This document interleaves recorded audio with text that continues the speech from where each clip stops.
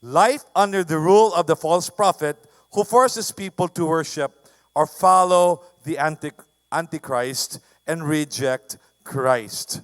So, ang ating pag-uusapan ngayon is yung buhay in the world na meron ng isang ruler called the Antichrist. But at a certain point, he will not be the main figure na nakakaharap ng tao, nagiging public, but the main figure will be the false prophet. He will point to the Antichrist and he will kind of rule on his behalf. So ang mangyayari ho dito, he is described as the second beast, parang second Antichrist ruler. This will happen on the last 3.5 years of Earth's history, the Great Tribulation period. Basahin po natin ang Revelation chapter 13, verses 11 to 18. Mahaba po ito, but let's read it for our instruction. Then I saw another beast rising out of the earth. It had 2 horns like a lamb, and it spoke like a dragon. It exercises all the authority of the first beast in its presence, and makes the earth and its inhabitants worship the first beast, whose mortal wound was healed.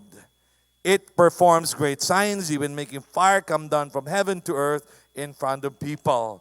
And by the signs that it is allowed to work in the presence of the beast, it deceives those who dwell on the earth, telling them to make an image for the beast that was wounded by the sword and yet lived. So let's pause there. Nakalagay na it was allowed to perform. Lahat ng activity ng Antichrist o ng false prophet, nagagawa lang ho nila because God somehow, in His mysterious ways, allows them. Bakit? Para matest ang tao kung talagang gusto niyang sumunod kay Lord. Now with option A and option B. Option A, following God. Option B, following the Antichrist. If people choose Christ, then sincere sila. Because the pressure to follow the Antichrist will be so strong. And so, inaalaw ho ni Lord yan, but it's really God who is in control. Not the Antichrist, not the false prophet. At sabi po doon, the Antichrist will be wounded and yet live. There will be an event where there will probably be an attack on his life, and under human normal conditions, he will die. But here, he will live. He will survive. And that is one of the signs. Pag merong one world ruler in the future, na inatake at mamamatay na dapat siya, pero nabuhay pa siya, and the whole world praises him, and they even make an image for people to worship him, alam mo yon. Nakasabi sa Bible, yun na yung Antichrist. So be aware and please take note of that. Verse 16, and it, that is the second beast or the false prophet, causes all people, both small and great, both rich and poor, both free and slave, to be marked on the right hand or on the forehead, so that no one can buy or sell unless he has the mark that is the name of the beast or the number of his name. This calls for wisdom.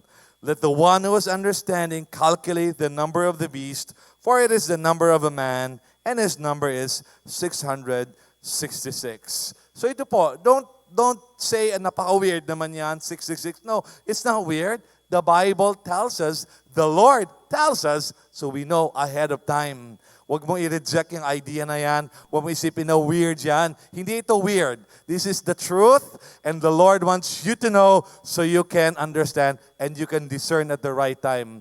Kung merong tao na ang pangalan niya o ng numero ng pangalan niya o sistema ay 666, that points to the fact that he may be, to the idea that he may be the Antichrist. But the idea here is he will force people, he will cause people to be marked on their right hand or on their forehead. So let's talk about this, okay? Some of the characteristics of this time in the future. Yung life in a new world order, under one world government, under one ruler.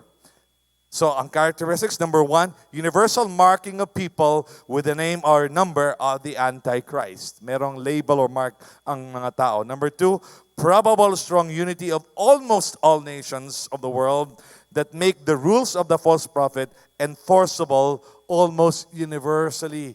Pwede nang i-enforce, bawal kang mag-buy and sell. Pag wala kang mark niya, hindi ka nag-pledge ng allegiance sa kanya. Because probably, united ang buong, halos lahat ng bansa in support of him. Number 3, prohibition to conduct normal affairs of life. Be employed, do business, study, travel, perhaps get married and others if you don't have the mark. So during this time, if you choose to follow the Antichrist, to pledge allegiance to him, you will have the mark. You can do normal life. If you don't, then he will try to pressure you. You cannot have a normal life. You cannot buy yourself study, and so on. Number 4, those who do not worship the image of the Antichrist, they will try to put to death. Susubukan nilang patayin ang ayaw sumunod sa kanila. Number 5, the Antichrist surviving a deadly attack and recovers from a normally fatal wound. Number 6, the false prophet performing miraculous acts and deceiving very many people because the people are awed by his power and deeds. Number 7, the majority of the people of the earth follow the Antichrist and worship him. So, meron nung panahon na darating. Now, some of you today, sabi mo, napaka-weird naman yan. Pangyayari ba talaga yan? And I want to say, I understand and I respect that you have questions, you're thinking, you're intellectually honest. That's good. So just put it at the back of your mind. Just take note of these things because I promise you, the Word of God will never fail. Jesus said, heaven and earth will pass away. My words will never pass away.